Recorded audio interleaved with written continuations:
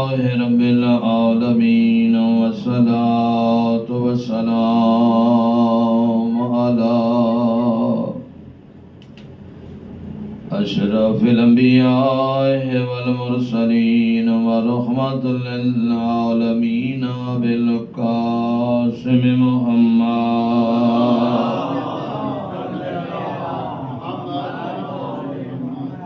وعلى آله الطيبين الطاهرين المنتجبين المنتخبين لا سيما والحسن المعصوم المسموم والحسين مقتول مظلوم غریب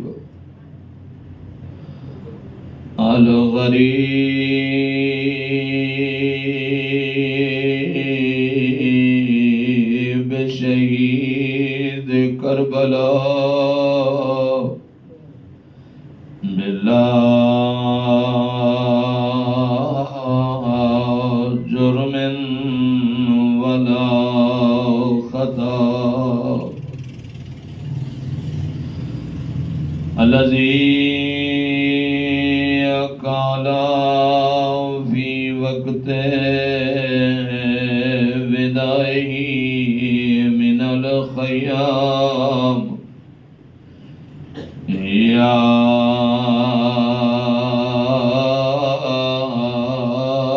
زينب يا أم كلثوم يا رقية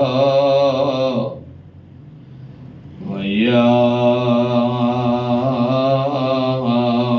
سكينة عليكن مني سلام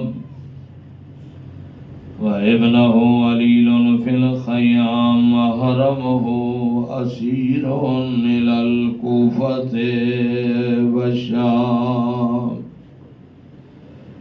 أما بعد بسم الله الرحمن الرحيم لم يعرف إمام زماننا مات ميتة جاهلية صلوات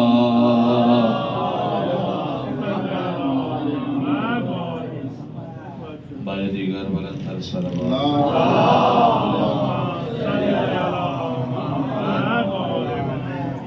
اپنے اپنے مقاصد کی قبولیت کے لیے مل کے صلوات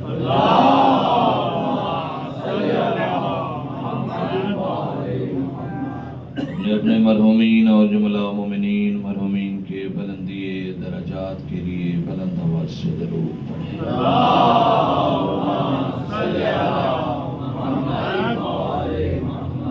سب سے پہلے دعا کرتا ہوں کہ مولا کائنات آپ مومنین کی یہ جلیل القدر عبادت اپنی بارگاہ میں قبول فرمائے جتنا دور و نزدیک سے آپ تشریف لائے ہیں مولا ہر قدم پر آپ کے صغیرہ کبیرہ گناہ معاف فرمائے بانیان کا یہ تمام آپ مومنین کی شرکت مجاہدین کی شرکت بارواہ کا اپنی بارگاہ میں قبول فرمائے سید ہاشم رضا جعفری آئی سی یو میں ہیں مانی مجلس کے بیٹے ہیں بار الہ صحت کاملہ عطا فرما بیمار کربلا کی بیماری کا صدقہ بار الہ جلد جلد صحت عطا فرما تمام کی صحت و سلامتی کے لیے اپنے گناہوں کی مغفرت کے لیے مجلس کی قبولیت کے لیے مل کے بابا سے بلند صلوات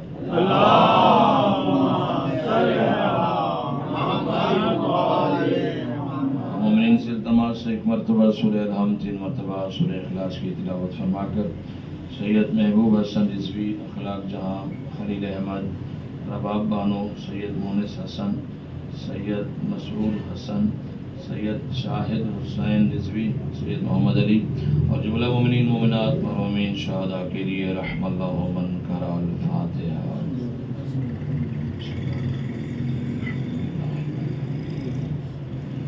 إياك نعبد وإياك نستعين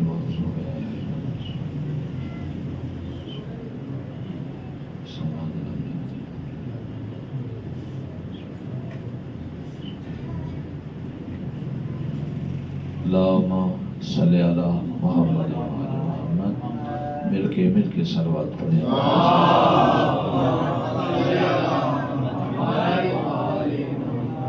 حضرت گرامی قادر، میں نے آپ کے سامنے آپ کی خدمت میں ایک حدیث جو کہ بڑی مشہور معروف بھی ہے تلاوت کرنے کا شرف حاصل کیا.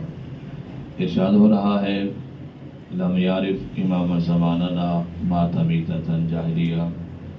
جس شخص نے، جس انسان نے، جس بندے نے اپنے زمانے کے امام کو نہ پہچانا، جس شخص نے اپنے زمانے کے امام کی معرفت حاصل نہ کی اور مر گیا، موت آ گئی، مات میتۃ جاہلیہ، وہ جاہلیت کی موت مرا ہے. جس نے اپنے زمانے کے امام کو نہ پہچانا. بات پہچاننے کی ہو رہی ہے، ماننے کی نہیں ہو رہی. ماننا اور ہوتا ہے، پہچاننا اور ہوتا ہے. جس نے اپنے زمانے کے امام کی معرفت حاصل نہ کی اور پھر موت آ گئی، اس کی موت جاہلیت کی موت ہے. جہالت کی میں نے نہیں کہا، جاہلیت کی موت کہا. جہالت اور چیز ہے، جاہلیت اور چیز ہے. جہالت کسی چیز کا نہ جاننا، یہ جہالت ہے. جاہلیت کسی چیز کا جان بوجھ کے نہ جاننا، کوشش ہی نہ کرنا. پتہ ہے کہ بہتر ہے مگر پھر بھی جاننے کی کوشش ہی نہ کرنا، یعنی دور جاہلیت سے اسے منسوخ کر دیا گیا ہے. قبل اسلام کے جو زمانہ جاہلیت کے لوگ تھے، جس نے اپنے زمانے کے امام کو نہ پہچانا، معرفت حاصل نہ کی اور مر گیا، یہ سمجھو کہ وہ اس دور جاہلیت میں مرا ہے جو قبل اسلام کا زمانہ تھا. جس دور میں لوگ بیٹیوں کو زندہ دفن کر رہے تھے، اس دور میں وہ مرا ہے جس نے اپنے زمانے کے امام کی معرفت حاصل نہیں کی. ماننے کا نہیں کہا، ماننا اور ہوتا ہے، معرفت اور ہوتی ہے. ماننا، میرے مولا علی کے ماننے والے بہت ہیں، ماننے والوں کا دائرہ بڑا وسیع ہے. وہ بھی علی کو مانتے ہیں جو خدا کو نہیں مانتے. یعنی ہندو مانتا ہے، خدا کو نہیں مانتا، کلمہ نہیں پڑھتا، مگر یا علی کے نعرے لگاتا ہے. علی سے محبت کا اظہار بھی کرتا ہے. شاید جتنا جو ہے ہندوستان میں جلوس عزا اور اس حوالے سے وہ نکال رہے ہیں، شاید کہیں اور نہ ہو. مولا سے محبت کا اظہار وہ کرتے ہیں، مانتے ہیں. تو کیا یہ ماننا ہندو کو کوئی فائدہ دے گا؟ مانتے ہیں مولا علی کو، دیکھنا یہ ہے کہ یہ ماننا اس ہندو کو کوئی فائدہ دے گا؟ نہیں، ماننا فائدہ نہیں دے گا. ماننے کا کوئی فائدہ نہیں ہے. مانتا ہے، عقیدت بھی رکھتا ہے، مگر ماننے کو فائدہ نہیں ہوگا. کیوں؟ کہ اس نے علی کی ذات کو مانا ہے، بات کو نہیں مانا ہے. ذات کو ماننا کافی نہیں ہے، علی کی بات کو ماننا ضروری. یعنی ذات کے ساتھ ساتھ بات کو بھی مانا جائے. ذات سے بھی محبت ہونی چاہیے، لیکن صرف ذات سے محبت ناکافی ہے. ذات کے ساتھ ساتھ بات کو بھی مانا چاہیے. جو مولا علی کے شیعہ ہیں، جنہیں مولا فرماتے ہیں کہ ہمارے شیعہ ہیں، یعنی ایک تو یہ ہوتا ہے کہ ہم کہیں کہ ہم علی کے شیعہ ہیں، ایک وہ ہیں جنہیں علی کہتے ہیں کہ یہ ہمارے شیعہ ہیں. اچھا، کمال یہ ہے، نوکر کہے میں علی کا نوکر ہوں، نوکر کہے میں آقا کا غلام ہوں، یہ کمال نہیں ہے. یہ بڑی بات نہیں ہے کہ کوئی کہے میں فلاں کا نوکر ہوں. کمال یہ ہے کہ سردار کہے یہ میرا نوکر. کمال یہ نہیں ہے کہ ہم کہیں علی کے شیعہ ہیں، علی کہیں یہ میرے شیعہ ہے تو مزہ ہے. 8ویں امام امام علی رضا علیہ السلام،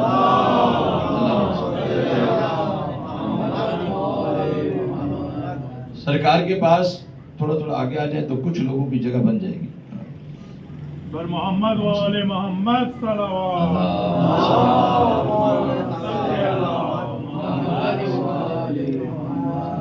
ایک اور صلوات پڑھ لیں مل کے.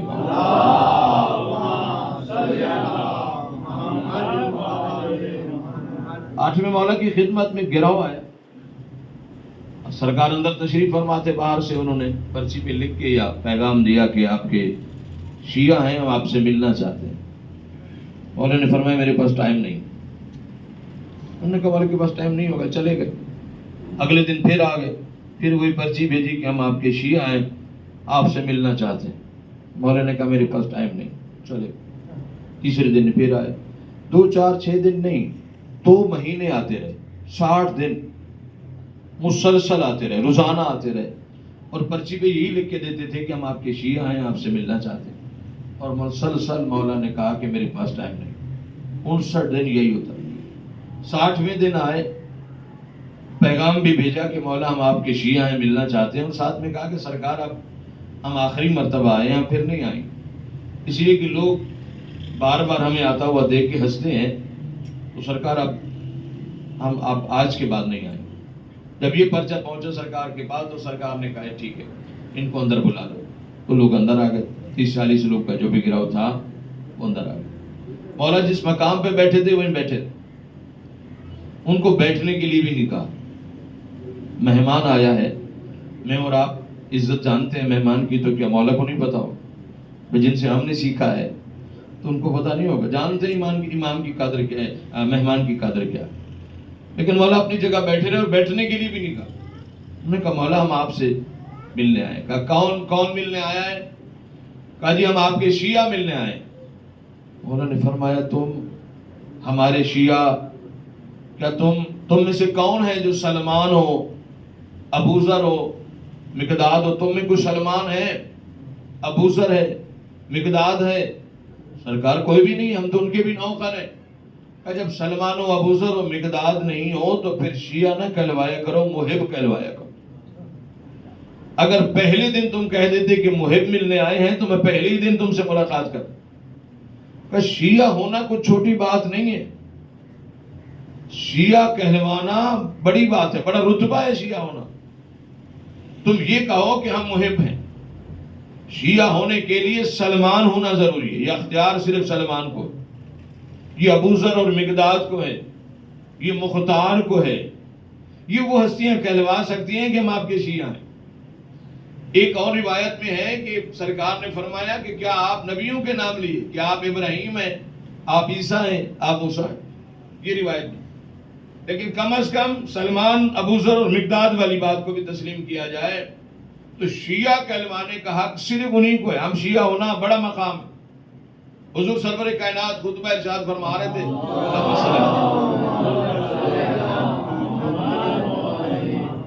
صحابہ کرام تشریف فرما تھے، بہت سارے صحابہ کرام، اللہ کے نبی نے خطبہ دیتے ہوئے کہا اے میرے صحابہ کرام، تمہارے درمیان کوئی میرا ایسا صحابی ہے جو ساری رات جاگ کے عبادت کرتا ہوں؟ جناب سلمان فارسی کھڑے ہو، سرکار نے فرمایا میں مولا میں ہوں، میں ساری رات جاگ کے عبادت کرتا ہوں۔ سرکار نے فرمایا بیٹھ جاؤ۔ جناب سلمان بیٹھ۔ اللہ کے نبی نے فرمایا میرے پیارے صحابہ کرام، تمہارے درمیان کوئی ایسا بندہ ہے جو پورا سال روزے سے رہتا ہو؟ جناب سلمان کھڑے ہو، سرکار میں ہوں، میں پورا سال روزے رکھتا ہوں، ساری رات جاگ کی عبادت کرتا ہوں، پورا سال روزے سے رہتا ہوں۔ سرکار نے فرمایا بیٹھ۔ پھر سرکار نے فرمایا میرے پیارے صحابہ، تمہارے درمیان کوئی ایسا بندہ ہے جو روزانہ ختم قرآن کرتا ہو؟ جناب سلمان کھڑے ہو، سرکار نے فرمایا میں ہوں، میں روزانہ ختم قرآن بھی کرتا ہوں، ساری رات جاگ کی عبادت بھی کرتا ہوں، پورا سال روزے سے بھی رہتا ہوں۔ اب وہ باقی جو صحابہ کرام بیٹھے تھے وہ سارے عرب اور یہ عجم، جناب سلمان فارسی اجمی فارس کے رہے، وہ بول اٹھے تھی سرکار یہ اجمی ہے، یہ ہم پہ سبقت لینا چاہ رہا ہے، فضیلت لینا چاہ رہا ہے، ہم نے کبھی نہیں دیکھا کہ اس کو کہ ساری رات عبادت کر رہے ہیں، ہم نے ہمیشہ انہیں سوتا ہوا دیکھا، یہ کہہ رہے ہیں پورا سال روزے سے ہوتا ہوں، میں نے کھجورے کھاتے ہوئے ہم نے دیکھا ہے، ختم قرآن کی تو ہم نے کبھی قرآن پڑھتے ہوئے نہیں دیکھا، اور یہ کہہ رہے ہیں میں روزانہ ختم قرآن کرتا ہوں۔ اللہ کے نبی زیر لب مسکرائے، شکوہ سن کے صحابہ کرام کا مسکرائے، تبسم فرمایا، اور سرکار نے فرمایا میرے پیارے صحابہ، تمہاری سمجھ میں سلمان نہیں آ سکتا، تم سلمان کو نہیں سمجھ سکتے۔ میں کہوں گا مولا جن کی سمجھ میں سلمان نہیں آیا ان کی سمجھ میں مولا سلمان کیا آئیں گے؟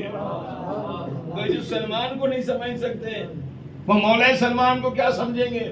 اللہ کے نبی نے سرکار سلمان سے مخاطب ہوئے، سلمان ذرا وضاحت کرو، بتاؤ، بیچارے پریشان ہیں، تم جو کہہ رہے ہو پوری رات جاگ کے عبادت کرتا ہوں، آپ نے کس زمن میں کہا، ذرا وضاحت کرو۔ اللہ کے نبی، جناب سلمان فرماتے ہیں، اللہ کے نبی آپ نے خطبے میں ارشاد فرمایا تھا کہ جو بندہ رات کو باوضو ہو کے بستر پہ سو جائے، رات کو باوضو ہو کے بستر پہ سو جائے، بندہ باوضو بندہ بستر پہ سو جاتا ہے، اللہ فرشتے کی ڈیوٹی لگاتا ہے، فرشتہ اس کی جگہ پہ عبادت کرتا رہتا ہے، ثواب سونے والے کے نام اعمال میں لکھا جاتا ہے۔ سرکار جب سے آپ نے یہ ارشاد فرمایا ہے، اس دن سے لے کر آج تک کوئی رات ایسی نہیں جس رات میں بغیر وضو کے بستر پہ سو جاؤں۔ سرکار مجھے آپ کی زبان پہ یقین ہے، میں سو رہا ہوتا ہوں، فرشتہ عبادت کر رہا ہوتا ہے۔ وہ عبادت فرشتے کی عبادت نہیں ہے، وہ میری عبادت ہے، چونکہ آپ نے ارشاد فرما دی۔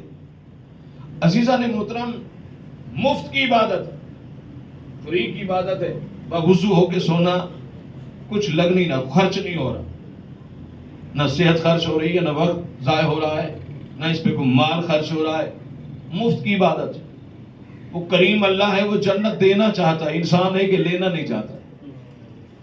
یہ جنت دینے والی بات ہے جی، مفت میں دینے والی بات۔ منہ ہاتھ تو ویسے ہی دھونے ہیں، جب بستر پہ بندہ جاتا ہے تو ویسے ہی دھو لیتا ہے، باہر سے آئے گا تھکا ہوا ہوا تو منہ ہاتھ تو ویسے ہی دھونا ہے، برش ویسے ہی کرنا ہے، اور جب منہ ہاتھ دھونا ہی ہے تو بندہ ترتیب سے دھو کے سو جائے، صرف ترتیب ہی کرنی ہے نا، منہ ہاتھ تو ویسے ہی دھونا ہے، جو طریقہ ہے وضو کا وہ نیت کر لیں، اس ترتیب سے دھو لیں اور بستر پہ جا کر سو جائیں۔ آپ مزے سے نیند کے لیتے رہیں گے، نام اعمال کھلا رہے گا، ثواب درج ہوتا رہے گا۔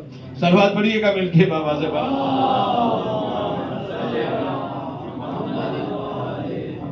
عزیزان محترم، فرشتوں کی عبادت، میری اور آپ کی عبادت ہم کریں، پتہ نہیں قبول ہو یا نہ ہو، ہم پڑھیں نماز، پتہ نہیں اللہ قبول فرمائے یا نہ کرے، لیکن جو فرشتہ پڑھ رہا ہے تو وہ تو قبولیت والی ہے، اس میں تو کوئی غلطی کی گنجائش بھی نہیں ہے۔ ایسا تو نہیں کہ ہم پڑھے پتہ نہیں قرأت صحیح ہوئی نہیں ہوئی، پتہ نہیں وضو صحیح کیا تھا یا نہیں کیا تھا، پتہ نہیں صحیح رکوع قیام ہوا ہے کہ نہیں ہوا، لیکن جو فرشتہ کر رہا ہے اس میں تو غلطی کی گنجائش بھی نہیں، وہ تو یقیناً قبولیت والی عبادت ہو گئی۔ تو اس لیے کوشش کرنی چاہیے کہ رات کو سونا ہی ہے تو باوضو ہو کر، حضور سرور کائنات حضرت محمد مصطفیٰ صلی اللہ علیہ وسلم،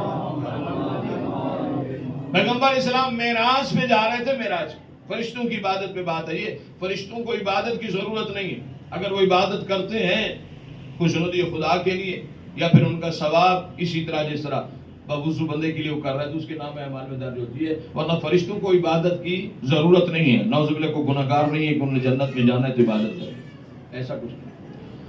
مولا جب معراج پہ جا رہے تھے، سرکار نے دیکھا ایک ممبر ہے، ممبر پہ ایک شخصیت بیٹھی ہے جس کی شکل ہو بہو مولا کائنات سے ملتی، ممبر پہ بیٹھے اور باہر فرشتے طواف کر رہے ہیں۔ پیغمبر اسلام نے جبرائیل سے کہا، جبرائیل یہ میرا بھائی علی یہاں کیا کر رہا ہے؟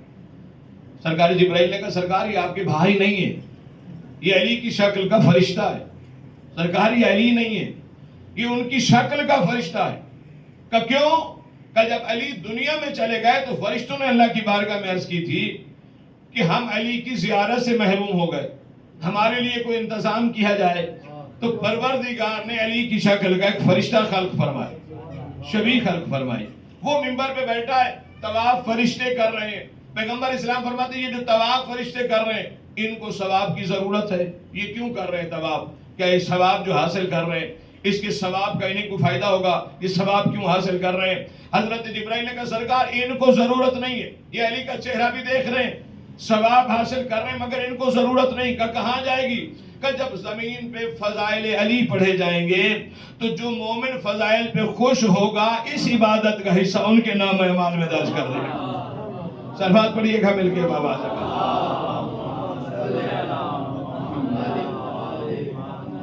اس لیے فضائل پڑھے جائیں تو خوش ہو کے سن جائے کریں تاکہ وہاں سے تھوڑا تھوڑا ثواب پہنچتا رہے، چہرے کی رونق سے پتہ چل جاتا ہے عزیزان محترم۔ چونکہ یہاں کیمرے جو ہیں، یہاں تو سی سی ٹی وی ہوتے ہیں، کچھ کیمرے ایسے ہوتے ہیں جو ہمیں نظر نہیں آتے مگر تصویریں وہاں جا رہی ہوتی، وہ دیکھ رہے ہوتے مجلس میں آنے والا کون خوش ہو کے بیٹھا تھا کون ناراض ہو کے بیٹھا تھا. صلوات پڑھیے گا مل کے بابا سے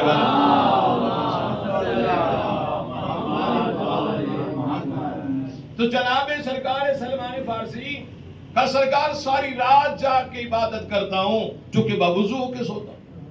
اچھا سرکار نے فرمایا یہ بات تو ٹھیک, یہ بتاؤ پورا مہینہ روزے, پورا سال روزے؟ سرکار نے فرمایا اللہ کے نبی آپ نے تو ارشاد فرمایا تھا جو بندہ مہینے میں 3 روزے رکھے گا, ایک روزہ پہلے عشرے میں, ایک دوسرے عشرے میں, ایک تیسرے میں. پہلی کو مثلا روزہ رکھ لے 10 کا ثواب, 11 کو رکھ لے 20 کا ثواب, 20 تک کا ثواب, 21 کو رکھ لے 30 تک کا ثواب. جو بندہ ہر مہینے 3 روزے رکھے گا اللہ اسے 1 مہینے کے روزوں کا ثواب عطا فرمائے گا.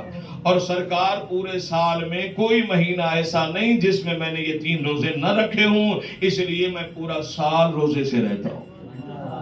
جناب سلمان فارسی فرماتے ہیں پوری رات جاگ کی عبادت کرتا ہوں اور پورا سال روزے سے رہتا ہوں. سرکار نے فرمایا مطمئن ہو گئے صحابہ کرام؟ سب نے کہا جی سرکار. ایک جو ہے وہ سوال, ایک کوشچن رہ گئی. آپ نے کہا ہے کہ میں روزانہ ختم قرآن کرتا ہوں.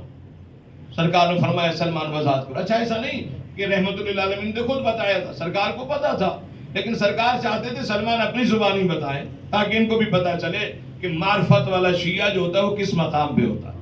معرفت والے جو سلمان ہیں, ایسے نہیں ہم نے سلمان کو من اہل البیت کہا, کوئی بات ہے تو ہم نے کہا ہے کہ ہماری اہل بیت میں سے ہے. اچھا سلمان بتاؤ پورا روزانہ ختم قرآن کیسے کرتے ہو؟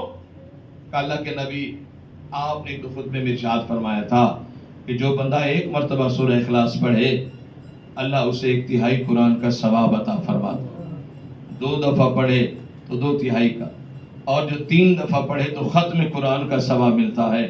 سرکار کوئی مہینہ ایسا نہیں, کوئی دن ایسا نہیں جس دن میں نے یہ 3 مرتبہ سورہ اخلاص نہ پڑھی. روزانہ پڑھتا ہوں. سرکار مجھے آپ کی زبان پہ یقین ہے, آپ نے جو کہا ہے ثواب ملتا ہے تو پھر ختم قرآن کا ملتا ہے. میں روزانہ 3 مرتبہ پڑھتا ہوں, گویا میں روزانہ ختم قرآن کر لیتا ہوں.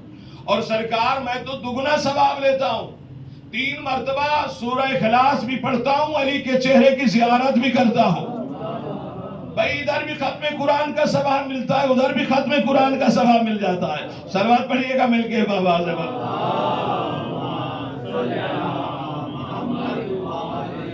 یہ جو ہم جاتے ہیں نا فاتحہ پڑھنے, تعزیت کرنے, کہیں کسی مرحوم کے یہاں کوئی رشتہ دار, کوئی دوست احباب کے یہاں جب کوئی انتقال ہو جاتا ہے اور ہم جاتے ہیں فاتحہ کے لیے, یہ جو ہم جا کر پڑھتے ہیں 1 مرتبہ سورہ الحمد, 3 مرتبہ سورہ اخلاص, یہ 3 مرتبہ سورہ اخلاص شمار نہیں ہوتی, یہ ختم قرآن کا ثواب ہوتا ہے. اس لیے وہاں جا کے پڑھا جاتا ہے. جب سوئم چیلم کی مجلس ہوتی ہے, برسی کی مجلس ہوتی ہے, بعد میں کہا جاتا ہے جی فاتحہ پڑھیں, فاتحہ کے لیے گھر لے جاتے ہیں لوائقین, یا امام بارگاہ میں انتظام ہوتا ہے تو وہاں پڑھی جاتی ہے. مولانا فاتحہ کروا دیں, مولانا پڑھ رہے ہوتے ہیں باقی خاموش کھڑے سن رہے ہوتے, لیکن مولانا پڑھ رہے ہیں باقی سب سن کھڑے ہو گئے کہ مولانا ہی پڑھ رہے ہیں. سننے والا سو نہیں ہوتا ہے نا, جو خالی سنتا ہے تو وہ سو نہیں ہوتا. تو خالی سن رہے, مولوی صاحب پڑھ رہے, بھائی انہیں کی ذمہ داری پڑھ دے گا. عزیزان محترم, مولانا پڑھ رہے ہیں وہ ٹھیک ہے اپنی جگہ پر, لیکن اگر سارے پڑھیں گے, بھائی ایک مولوی صاحب پڑھیں گے تو 1 ختم قرآن کا ثواب ملے گا. پیچھے 100 بندہ کھڑا ہے, 200 بندہ کھڑا ہے, شامل ہوتے ہیں 100 150 200 لوگ تو ہوتے ہی ہیں. 100 150 لوگ 200 لوگ پیچھے کھڑے ہیں, مولوی صاحب بھی پڑھ رہے ہیں, اور پیچھے کھڑا ہوا 100 200 بندے کا مجمع جو ہے وہ بھی پڑھ رہا ہے. تو مرحوم کے نامہ اعمال میں 1 قرآن نہیں جائے گا, 200 ختم قرآن کا ثواب جائے گا. یعنی اگر اکیلے مولانا پڑھیں گے تو 1 ختم قرآن کا ثواب, 200 بندہ پڑھے گا تو 200 ختم قرآن کا ثواب. مرحوم کے سوئم چیلم میں آئے ہیں تو کچھ دے کے جانا چاہیے.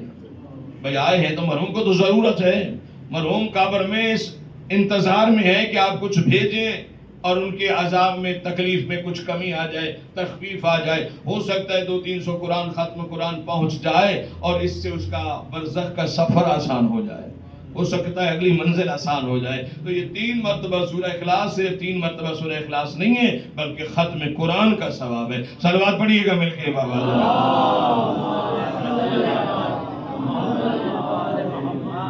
جناب سلمان نے فرمایا میں 2 ڈبل ثواب حاصل کرتا ہوں, ختم قرآن بھی کرتا ہوں, علی کا چہرہ بھی دیکھتا ہوں. علی کا چہرہ دیکھنا بھی اللہ نے عبادت کا. ایک صحابی اپنی بیٹی کے گھر میں آیا, بیٹی سے باتیں کر رہے تھے اور علی کے چہرے کی طرف دیکھ رہے. کافی دیر تک تو بیٹی نے برداشت کیا مگر کہنا پڑ گیا بابا جب باتیں مجھ سے کر رہے ہیں تو دیکھیں بھی میری طرف. ایسا ہی ہوتا ہے نا جس بات جس سے ہو رہی ہوتی ہے, میں بات ادھر کر رہا ہوں کرسی ادھر پھیر دو تو بات کا کیا مزہ آئے گا. جس سے بات کر رہے ہیں دیکھنا بھی انہیں کی طرف ہے جن سے مخاطب ہیں. بابا باتیں ہم مجھ سے کر رہے ہیں دیکھ اب ادھر رہے ہیں, بابا مجھ سے مخاطب ہے میری طرف دیکھیں. کہا بیٹا جمعہ کے خطبے میں نبی نے فرمایا, رحمت للعالمین نے فرمایا ہے کہ علی کا چہرہ دیکھنا عبادت ہے. میں آپ سے کلام بھی کر رہا ہوں, علی کا چہرہ دیکھ کے عبادت بھی کر رہا ہوں. یعنی علی کا چہرہ دیکھنا بھی عبادت. توجہ فرمائے گا. جناب سلمان فارسی نے جب یہ جملہ سنا تھا کہ رحمت للعالمین نے فرمایا کہ علی کا چہرہ دیکھنا عبادت ہے, تو جناب سلمان نے سوال کیا تھا اللہ کے نبی یہ عبادت تو صرف وہ شیعہ کریں گے جو علی کی زندگی میں ہوں گے, علی کا چہرہ دیکھ لیں گے عبادت میں ہو جائے گی. لیکن سرکار علی کے جانے کے بعد جو شیعہ آئیں گے, جو علی کے چاہنے والے آئیں گے, محب آئیں گے, وہ تو یہ عبادت نہیں کر سکیں گے. ان کا کیا قصور ہے, وہ بھی تو مولا کے چاہنے والے ہیں, ان کو تو یہ چہرہ دیکھنا نصیب نہیں ہوگا. ہم نے زندگی میں دیکھ لیا ہمیں ثواب مل گیا, بعد میں آنے والوں کے لیے کیا حکم ہے. اللہ کے نبی نے فرمایا نہیں سلمان میں عادل خدا کا عادل نبی ہوں, میں کسی کے ساتھ زیادتی کر کے نہیں جاؤں. جو زندگی میں ہیں علی کی وہ علی کا چہرہ دیکھ کے عبادت کر رہے ہیں. جو بعد میں آنے والے شیعہ ہیں وہ ذکر و علی عبادت, وہ علی کا ذکر کریں گے اللہ عبادت شمار کر. توجہ کرنے کا, زندگی میں چہرہ دیکھنا عبادت ہے. علی کے جانے کے بعد والے شیعہ علی کا ذکر کریں گے اور ذکر عبادت ہو جائے گی. جناب سلمان کو سب پتا ہوتا تھا. پوچھنے کا مقصد یہ ہوتا تھا اگر سلمان نہ پوچھتے تو میں آج نہ پڑھتا, اور میں نہ پڑھتا تو آپ تک نہ پہنچتی, کوئی بھی ذاکر نہ پڑھتا.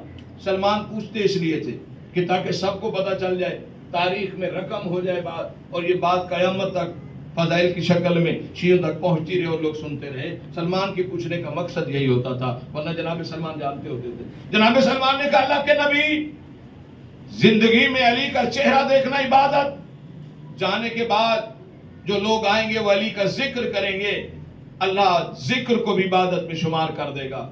لیکن سرکار کو ایسا دور آ جائے کہ علی کے ذکر پہ پابندی لگ جائے, ذکر بھی نہ کرنے دے, کوئی علی نہ کرنے دے, پاکستان کا ماحول پیدا ہو جائے, کوئی بل پاس ہو جائے نہ کرو علی کا ذکر, تو ان حالات میں کیا کیا جائے.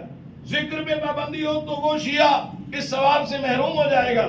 سرکار نے فرمایا نہیں, وہ بھی محروم نہیں ہو. علی کا چہرہ دیکھنا عبادت, علی کا ذکر کرنا عبادت, اور اگر ذکر پہ پابندی ہوگی حب و علی عبادت, وہ علی کی محبت دل میں رکھے گا اللہ عبادت شمار کر. عزیزان محترم, کائنات میں ایسے امام کسی کو نصیب نہیں ہوئے جیسے مجھے اور آپ کو ملے, کہ جن کا دیکھنا عبادت, جن کا ذکر عبادت, جن کی محبت عبادت. کائنات میں ایسا امام کسی کو نہیں, کسی کے مقدر میں ہے ہی نہیں. عزیزان محترم, بعض اوقات نوجوان ہم سے آ کر کہتے مولانا آپ کہتے والدین کی اطاعت, والدین کی اطاعت, والدین نے ہمارے لیے کیا کیا ہے, کچھ بھی تو نہیں کیا. یہ ہوتی ہے نوجوانوں کی اکثر شکایتیں, حالانکہ یہ شکایت ہونی نہیں چاہیے. اس شکایت کا جواب انہیں اس وقت ملتا ہے جب وہ خود باپ بن جاتے ہیں, پھر جواب مل جاتا ہے. لیکن جوانی میں یہ شکایت کر رہے ہو کہ مولانا ہمارے لیے ماں باپ نے کیا کیا ہے, آپ ہمیشہ کہتے ہیں ان کی اطاعت کرو, اطاعت کرو, اطاعت کرو, کچھ بھی تو نہیں کیا. تو میں نوجوانوں کو جو جواب دیتا ہوں نا وہ آپ بھی سن لیجئے گا, خصوصاً نوجوان, بزرگوں کو نہیں کہہ رہا, میں نوجوانوں کو کہہ رہا ہوں کہ کیا دیا میں ماں باپ نے. میں ان سے کہتا ہوں کچھ بھی نہ دیا ہو, علی جیسا امام تو دیا ہے. میں کوئی چیز نہ دی ہو, اس سے بڑا قیمتی اثاثہ کچھ اور ہو سکتا ہے کہ انہوں نے ہمارے دل میں علی کی محبت کو رکھا ہے. ہماری تربیت ایسی فرمائی ہے کہ آج ہم مجلس میں بیٹھے ہیں, یہ کس کی طرف سے ہے, یہ کس کا عطیہ, یہ ماں باپ کا نہیں تو کس کا. اگر ماں باپ نے ہمیں یہ راستہ نہ دکھایا ہوتا ہم بھی کہیں اور بیٹھے. تو اس سے بڑی قیمتی چیز, قیمتی اثاثہ اور کیا ہو سکتا ہے. چھٹے امام جعفر صادق علیہ السلام,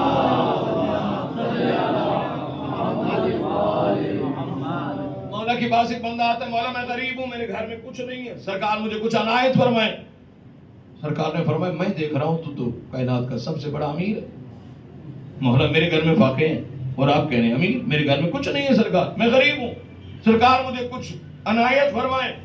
سرکار نے فرمایا میں تمہیں امیر دیکھ رہا ہوں، دولت مند دیکھ رہا ہوں، کائنات کا سب سے بڑا خوش نصیب دیکھ رہا ہوں۔ انہوں نے کہا سرکار عجیب بات ہے، میرے گھر میں کچھ نہیں، لیکن آپ مولا ہیں، آپ کہہ رہے ہیں، لیکن وضاحت بھی فرمائیں۔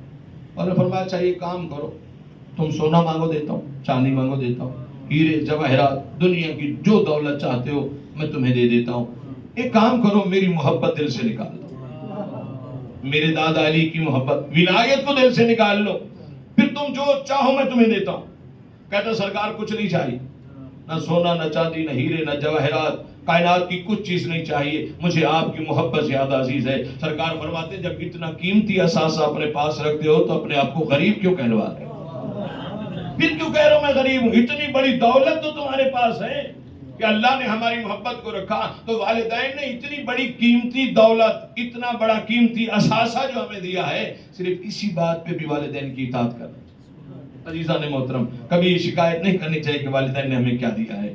4 چیزیں ایسی ہیں جن کا دیکھنا عبادت ہے۔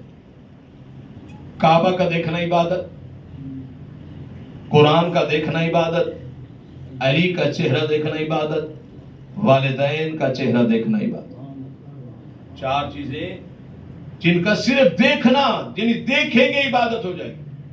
کعبہ دیکھا عبادت ہو گئی، زیارت کریں گے وہ الگ ثواب ہے، لیکن دیکھنے کا ثواب مل گیا۔ قرآن پہ نظر پڑی، دیکھنے کا ثواب ہو گیا، پڑھیں گے تو الگ ثواب ملے۔ علی کا چہرہ دیکھنا بھی عبادت، دیکھنا نصیب ہو جائے تو عبادت۔ اور پھر والدین کا چہرہ دیکھنا عبادت، ہیبت کی نظر سے نہیں، محبت کی نظر سے، پیار کی نظر سے۔ ماں باپ کے چہرے کی طرف دیکھیں، اللہ اس دیکھنے کو عبادت میں شمار کرے۔ حکم ہے دعائیں قبول نہ ہوتی ہوں، ماں باپ کے چہرے کی طرف دیکھ کر دعا مانگو، قبول ہو جاتی۔ ماں باپ اولاد کے حق میں دعا کریں، جتنا جلدی یہ دعا قبول ہوتی ہے کوئی اور دعا قبول ہوتی ہے۔ یعنی ماں باپ اپنی اولاد کے حق میں دعا کریں۔ نوجوان بے روزگار ہے، نوجوان بیمار ہے، نوجوان پریشان ہے، ادھر ادھر کی ٹھوکریں کھا رہے ہیں، مولوی صاحب تعویذ دے دیجئے، مولوی صاحب کو عمل بتا دیجئے، مولوی صاحب فلاں کر دیجئے، اور مولوی سے ہٹ کر بھی نجومیوں کے پاس، پتہ نہیں کہاں فٹ پاتھ پہ بیٹھے ہوئے لوگ کے پاس کہ ہماری تقدیر بدل لے۔ وہ بیچارہ تقدیر بدل سکتا ہوتا تو اپنی بدل لیتا، وہ تو بیچارہ خود فٹ پاتھ پہ بیٹھا ہوا ہے، آپ کی کیا بدلے گا؟ جہاں تقدیریں بدلتی ہیں وہاں آنا چاہیے۔ ماں باپ کی دعا سے تقدیر بدل جاتی ہے۔ ماں باپ اگر اولاد کے حق میں دعا کر دیں، یہ سب سے جلدی قبول ہوتی ہے۔ یہ تو کہیں نہ جائیں، کسی کے پاس نہ جائیں، ماں باپ سے جا کر انہیں راضی کریں، خدمت کریں، دعا کے لیے کہنا نہ پڑے، خود دعا نکل آئے منہ سے۔ مولا کے پاس ایک بندہ آیا تھا، مولا دعا فرمائیے گا، ایک انسان کے ساتھ کیسا رہنا چاہیے، مومن کو مومن کے لیے دعا کے لیے کہنا چاہیے؟ مولا نے فرمایا کہنا چاہیے، بری بات نہیں، اچھا ہے کہنا چاہیے، جیسے ہم بھی کہتے ہیں کہ دوسرے سے التماس سے دعا کہنا چاہیے، اچھی بات ہے، لیکن مولا اس سے بہتر نسخہ کیا ہے؟ یہ بھی ٹھیک ہے کہ ایک دوسرے سے کہیں کہ دعا کرو، اس سے بہتر عمل کیا ہے؟ مولا نے فرمایا اس سے بہتر عمل یہ ہے کہ اپنا عمل ایسا کرو، اپنا اخلاق ایسا کرو، دنیا کے ساتھ، لوگوں کے ساتھ اپنا رویہ ایسا رکھو کہ تمہیں دعا کے لیے کہنا نہ پڑے، خود منہ سے دعائیں نکلنا شروع کر۔ یعنی لوگوں کی ایسی مجبوری بن جاؤ، ان کی خدمت میں، ان کی محبت میں، ان کے اخلاق کے ساتھ، کہ تمہیں کہنا نہ پڑے کہ جی میرے لیے دعا کرو، بلکہ لوگ خود تمہارے لیے دعا کر رہے ہیں۔ ماں باپ کے لیے بھی ایسا ہے، ماں باپ کے لیے ایسے بن جاؤ، ایسی ضرورت بن جاؤ ان کی، ایسے خدمت گزار بن جاؤ کہ آپ کو کہنا نہ پڑے۔ ماں باپ کے دل سے خود دعائیں نکلتی ہیں، دعائیں، ماں باپ بد دعائیں نہیں دیتے، جتنا بھی ان کے ساتھ زیادتی کر لیں وہ دیتے دعائیں ہی ہیں، لیکن اگر خوش ہو کے دیں گے تو اس کا مزہ کچھ اور ہے۔ تو کعبہ کا دیکھنا ثواب، قرآن کا دیکھنا ثواب، علی کا چہرہ دیکھنا ثواب، ماں باپ کا چہرہ دیکھنا ثواب۔ فضائل کا آخری جملہ آپ ذکر مصائب کرو۔ کعبہ کا دیکھنا تو ثواب ہے، مگر کعبہ کرنا ثواب نہیں۔ آپ کعبہ دیکھیں گے تو ثواب ہے، لیکن دیکھیں نہیں، گھر میں بیٹھ کے تسبیحات میں لے لیں اور کہیں کعبہ، شام تک بیٹھے کرتے رہیں، کوئی ثواب نہیں۔ کعبہ کا دیکھنا ثواب ہے، کعبہ کرنا ثواب نہیں۔ قرآن کا پڑھنا دیکھنا ثواب ہے، مگر قرآن کرنا ثواب نہیں۔ والدین کا چہرہ دیکھنا ثواب ہے، مگر ابا کرنا ثواب نہیں۔ اللہ نے کتنی بڑی نعمت عطا فرمائی ہے علی کی شکل میں آپ، کہ جس کا دیکھنا بھی ثواب ہے، جس کا ذکر بھی ثواب ہے، جس کی محبت بھی ثواب ہے۔ کسی بھی زاویے سے بندہ خالی ہاتھ نہیں جاتا ہے، دیکھنا بھی ثواب، ذکر بھی ثواب، محبت بھی ثواب۔ عزیزان محترم، اللہ نے ہمیں ایسا امام عطا فرمایا کہ جس کا ذکر بھی عبادت ہے، جس کا چہرہ دیکھنا بھی عبادت ہے، جس کا اپنا ذکر عبادت ہے۔ وہ مصلی عبادت پہ کھڑے ہو کے ریشے مبارک میں ہاتھ ڈال کے ہزار ہزار رکعت نماز پڑھ کے کھلے آسمان تلے کہہ رہے ہوتے ہیں میرا اللہ جو تیری عبادت کا حق ہے وہ علی ادا نہیں کر سکتا، میرا اللہ میری عبادت لالچ میں نہیں ہے، میری اور آپ کی عبادت میں تو لالچ ہے، اور یہ لالچ برا بھی نہیں ہے۔ مجلس میں آئے اللہ راضی ہو جائے، جنت مل جائے، نماز پڑھی اللہ سے دعا مانگی اللہ جنت دے دے، یہ لالچ برا نہیں، ہر لالچ برا بھی نہیں ہوتا۔ لیکن علی فرما رہے ہیں مجھے یہ لالچ نہیں ہے، میں جو عبادت کر رہا ہوں جنت کی لالچ میں نہیں کر رہا، جہنم کے خوف سے نہیں کر رہا، میں تیری عبادت اس لیے کر رہا ہوں کہ تو لائق سجدہ، تیرے علاوہ کوئی ذات ایسی نہیں جس کے سامنے علی اپنی پیشانی سجدے میں رکھے۔ اتنے بڑے عبادت گزار علی کہ جس کا چہرہ دیکھنا بھی عبادت ہے اور خود بھی اتنی عبادت گزار ہے۔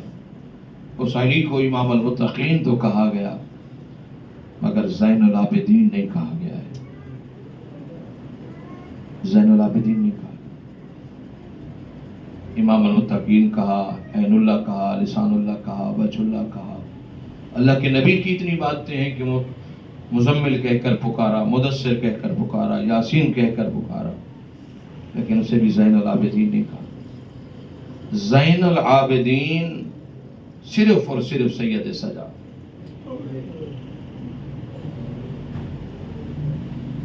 عبادت کرنے والوں کی زینت۔ بروز محشر جب ایک منادی ندا دے گا آئینہ آئینہ زین العابدین، وہاں نبی موجود ہوں گے، ولی موجود ہوں گے، کتب ابدال غوث سب موجود ہوں، لیکن اس آواز پہ کوئی لبیک نہیں کہے، کوئی نہیں کہے گا انا زین العابدین۔ کہ میرے اور آپ کے امام ہوں گے، جھکی ہوئی کمر کے ساتھ آگے بڑھیں گے اور کہیں گے انا زین العابدین، میں عبادت کرنے والوں کی زینت، میں سجاد۔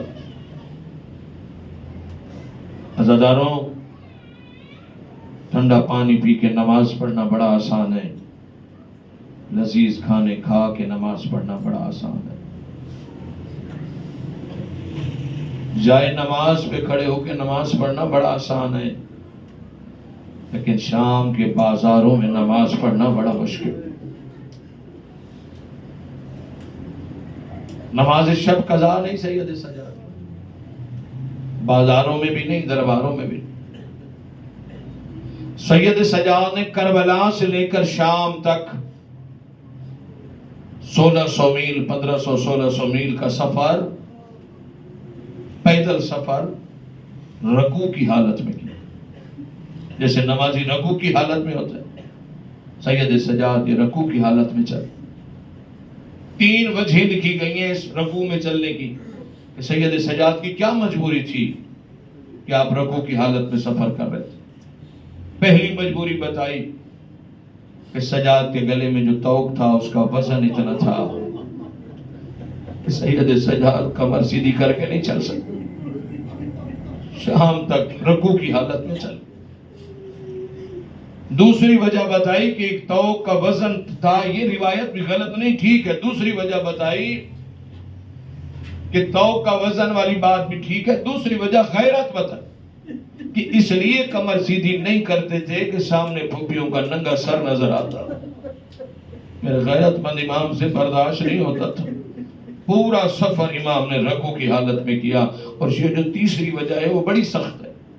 پہلی وجہ توق کا وزن، دوسری وجہ پردہ داروں کے سروں پہ چادروں کا نہ ہونا، اور تیسری وجہ بتائی ہے کہ سید سجاد کے گلے میں جو توق تھا اس توق کے ساتھ ایک چھوٹی سی زنجیر تھی، اس زنجیر کے ساتھ ایک چھوٹا سا توق تھا جو سید باقر کی گردن میں تھا۔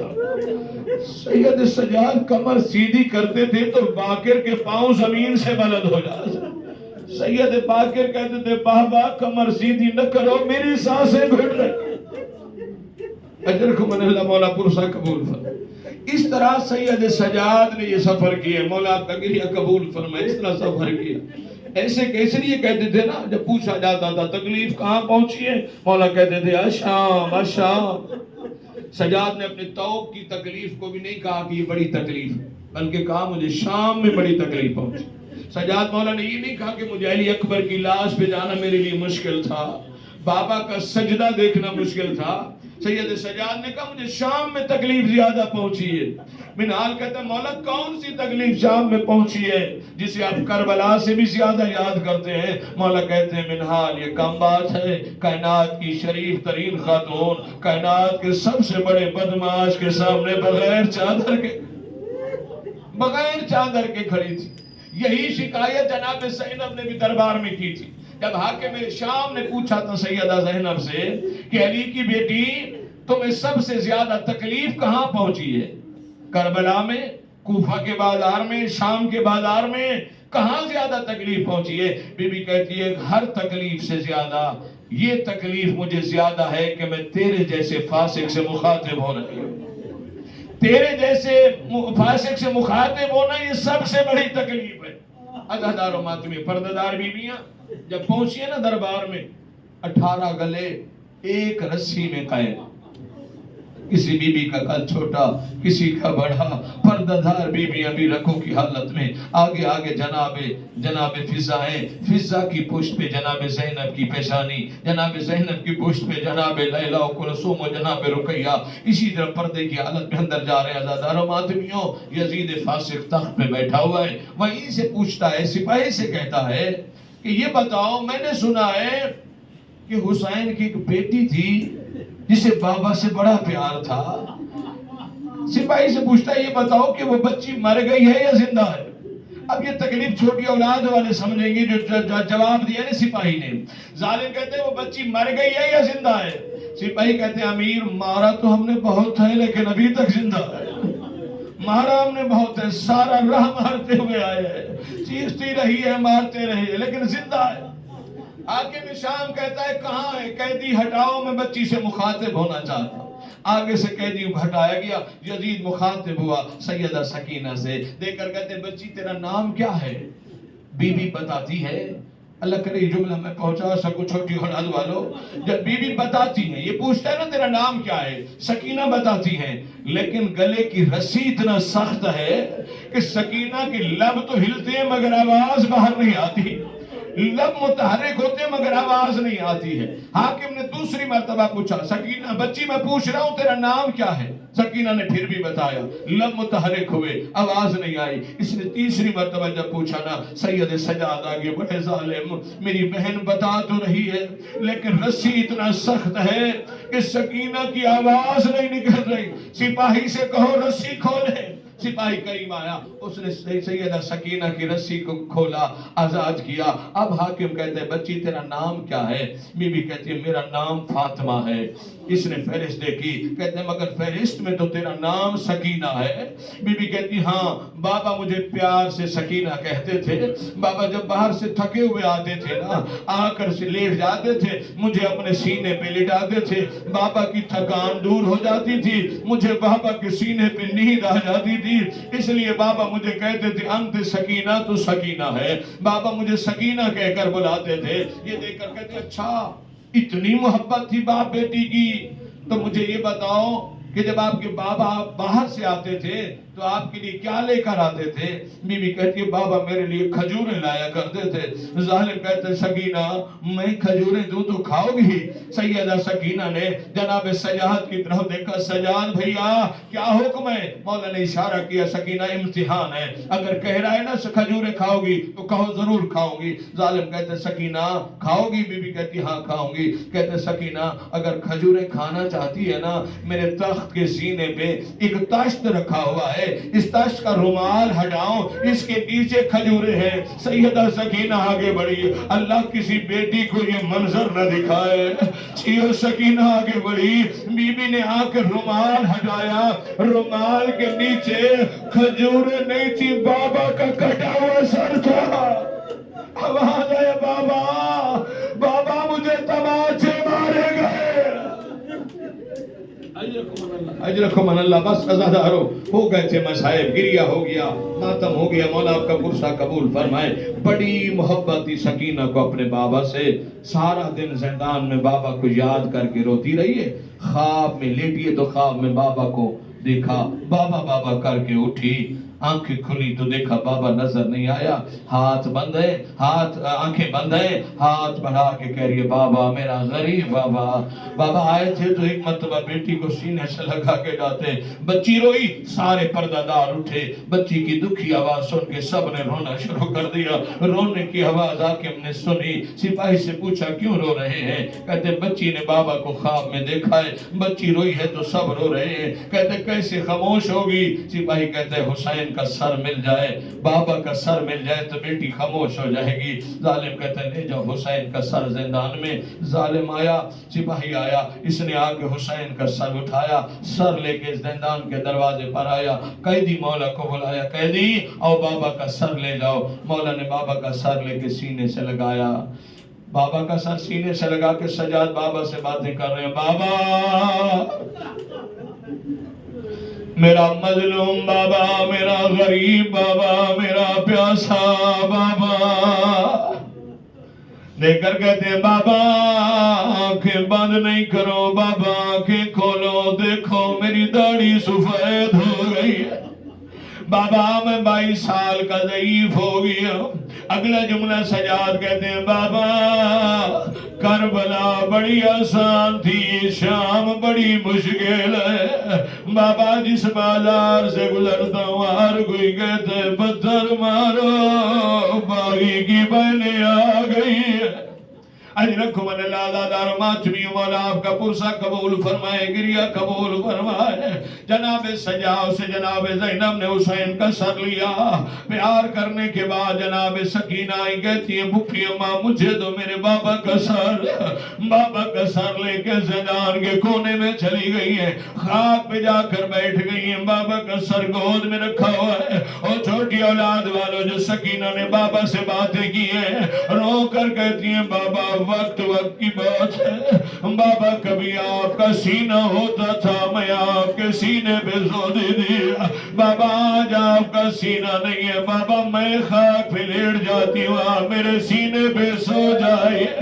और छोटी औलाद वालों बच्ची खाक पे लेट गई है, बाबा का सर सीने पे रखा हुआ है, बाबा को दुख बता रही है। शियो बेटियों को बाप से बड़ा प्यार होता है, बाबा घर में ना हो, बच्ची को अगर घर में कोई मारे, बच्ची एक जुमला कहती है मैं बाबा को बताऊंगी, मैं बाबा को बताऊंगी।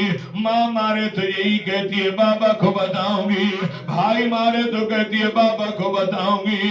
अदादारों मातमियों जब शाम होती है बाबा आता है, बच्ची दरवाजे पे चली जाती है, जैसे बाबा आए बाबा की गर्दन में भैं डाल कर कहती है बाबा आप नहीं थे मुझे माँ ने मारा था, आप नहीं थे मुझे भाई ने मारा था। और शीरो मुद्दत के बाद सकीना को बाबा मिला है, रो कर कहती है बाबा आप नहीं थे मुझे सिमर तमाचे मारता रहा है, बाबा आप नहीं थे मेरे रुखसार जख्मी हो गए।